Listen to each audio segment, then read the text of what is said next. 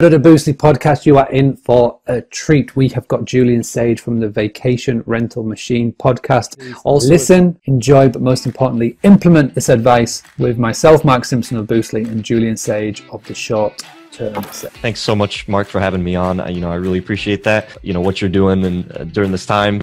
I think this is a wake-up call for everybody. So rental arbitrage, for anybody in the UK who is watching this or in Europe thinking, what is that? That's basically the serviced accommodation model, the rent-to-rent sort of model that you hear us talking about so much. The co-host and things like that, that's basically where you manage properties. How have you noticed it for hosts around the US in particular? Like, how is it affecting the hospitality and the rental world? The US, we're behind what everybody else is going through, like in the UK, Italy.